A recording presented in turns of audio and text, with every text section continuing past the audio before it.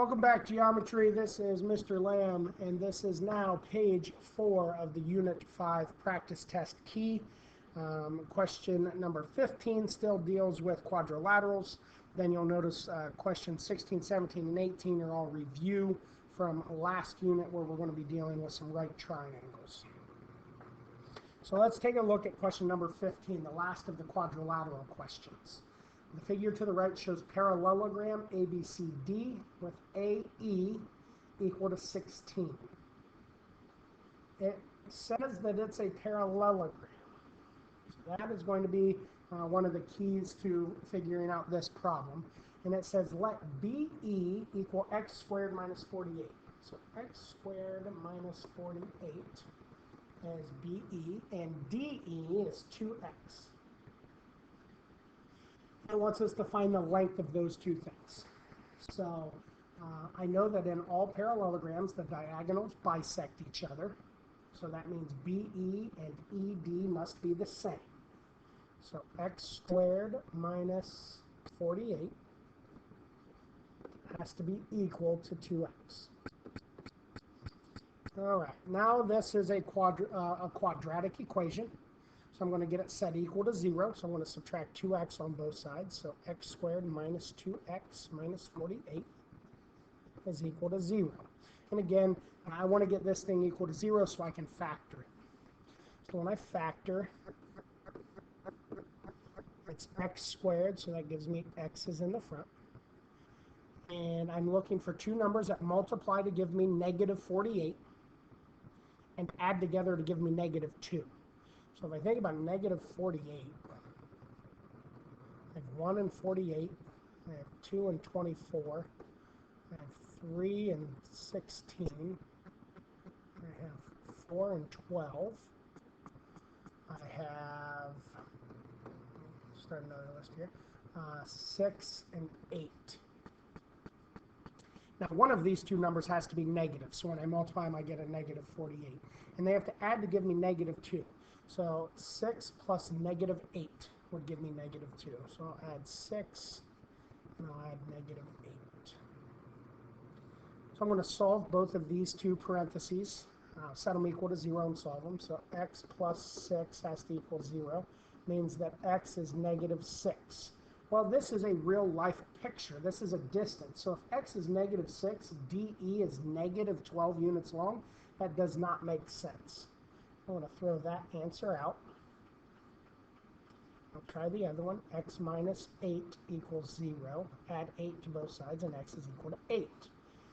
That is much better. Now I can have a positive distance. I just can't have negative distances. So if x is equal to 8, BE is equal to x squared, which is 8 squared, which is 64. 64 minus 48 is 16. And DE is 2 times x, and 2 times 8 is 16. So BE and DE are both 16. So let me change my picture over here and call these both 16. Now because it's a parallelogram and AE is 16, then EC also has to be 16 because diagonals do bisect each other. And part B says, what conclusion can be made regarding the specific classification of parallelogram ABCD? So I'm going to look at my two diagonals. The two diagonals, AC is 32.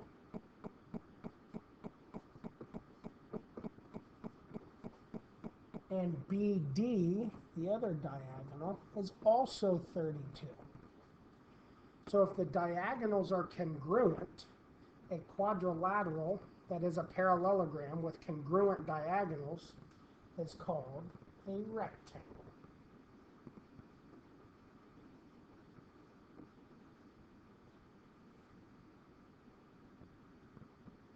It's called a rectangle.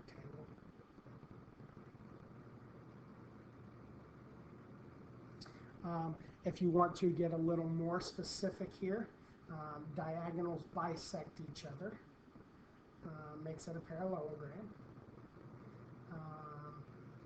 if I wanted to find the length of CD,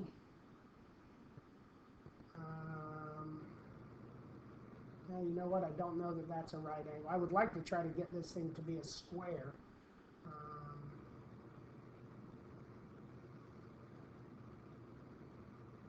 I don't know, without a right angle, I really can't do that. So rectangle is where we're going to go with this one.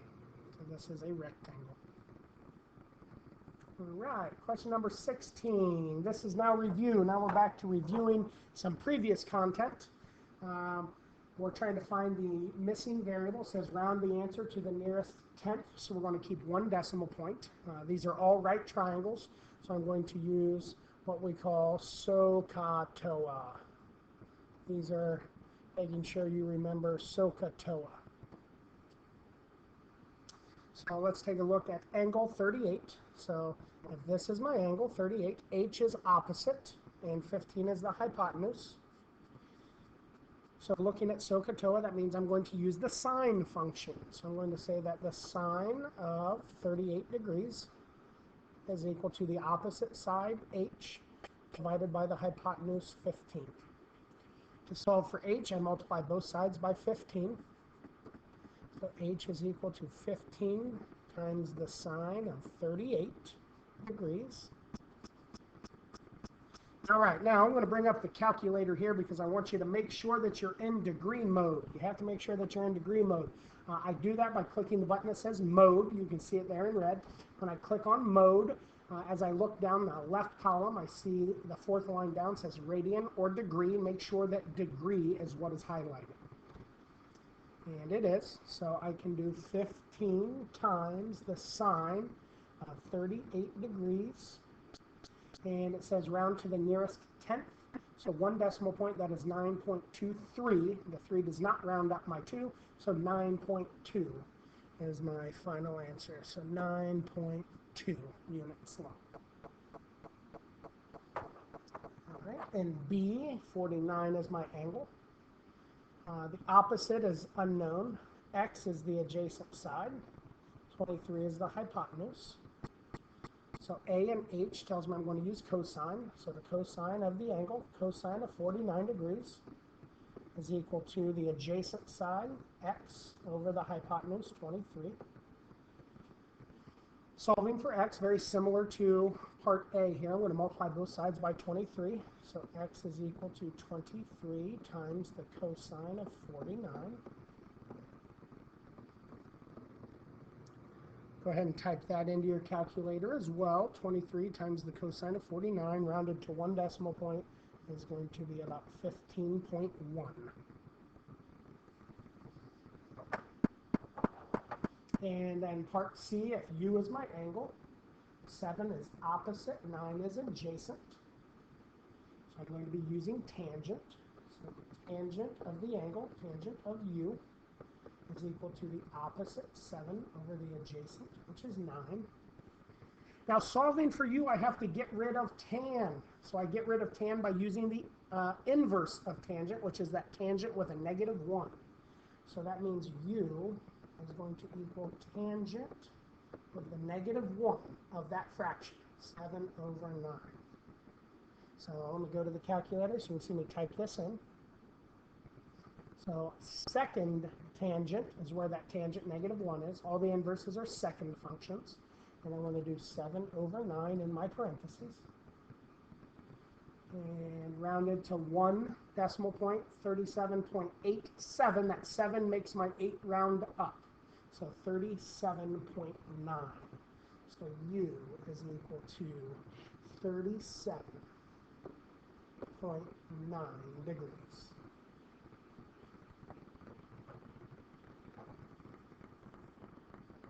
All right, down to question number 17. It says to determine the height of a tree, loggers will measure the angle of elevation to the top of a tree from a set distance from its base. If a logger's eyes are 5 feet 3 inches above the ground and the angle of elevation to the top of the tree is 38 degrees, when standing 25 feet from the base, determine the height of the tree to the nearest inch. Okay. Because it says measure to the nearest inch, they've given me a bunch of information, but it's all in feet or feet and inches. So I'm just going to convert everything to inches. So 5 feet 3 inches. Now 5 feet, there are 12 inches in a foot. So 5 times 12 is 60. But this is 5 feet 3 inches, so I add another 3 inches to that. So this person's height is actually 63 inches. So over here, I'm going to get rid of 5 foot 3 inches, and I'm just going to call it 63 inches. And he's 25 feet from the tree. So 25 feet, that's 25 times 12 inches in a foot. So 300 inches. So this is not 25 feet, let's call this 300 inches. All right, so now I'm just looking at inches. So I don't have to worry about any more conversions going on. All right, well, the height of this tree, if you think about this tree over here, I have X, which is the height from the top of the tree to where the guy's eyes are. But the guy is 63 inches above the ground. So when I find the height of the tree is going to equal, that tree's height is going to equal X plus 63. So let's find X. Let's just look at the triangle and find X. So my angle is 38. So X is my opposite side, and 300 is my adjacent side. So the trig function that I'll use here with opposite and adjacent is tangent. So I have the tangent of 38 degrees is equal to the opposite side, X, over the adjacent side, which is 300 inches. To get X by itself, I'll multiply both sides by 300. So X is going to equal 300 times the tangent of 38. And it wants the answer to the nearest inch. So I'll type that right into my calculator. 300 times the tangent of 38 is about 234 inches. So that is X. That's not the height of the tree. That's just the height from his eyes to the top. So if I want to find the height of the tree, let's look over here to the left again. The tree, we said, is that X value, 234, plus the height of the guy, which is 63. So this tree's height in total would add those together, 297 inches. 297 inches is how tall that tree is from the bottom of the tree all the way to the top of the tree. All right, the last set of questions here, this A, B, C, and D. This last set, question number 18 says find the value of the missing variable. Leave answers in simplest radical form. So if it has a radical, do not give me a decimal. Do not type this in your calculator to find some decimal.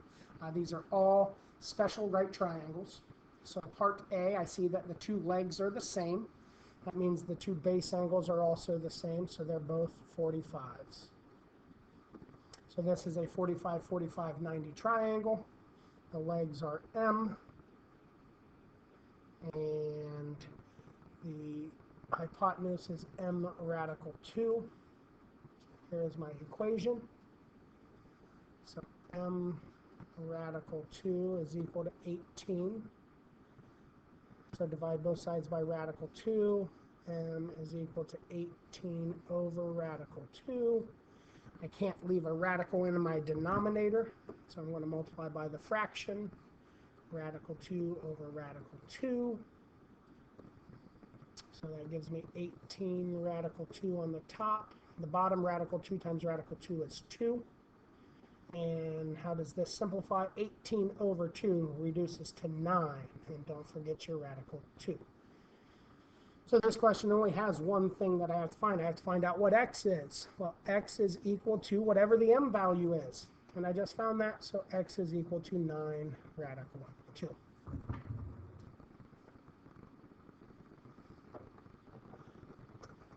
right, for B, this is again a 45, 45, 90 triangle. So I have my m's for the legs and m radical 2 for the hypotenuse. My equation is right here. M is equal to 14. Nothing to solve there. I already know what m is. So x in this problem is equal to the m value. So x is equal to 14, and y is equal to my m value with a radical 2. So 14 is the m value, radical 2.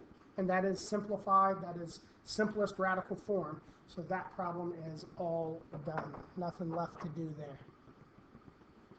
Question C, that's a 90, 60, so that means this one has to be 30. Remember, triangles add up to 180. So across from 30 is m, across from 60 is m radical 3, and across from 90 is 2m. So my equation is right there.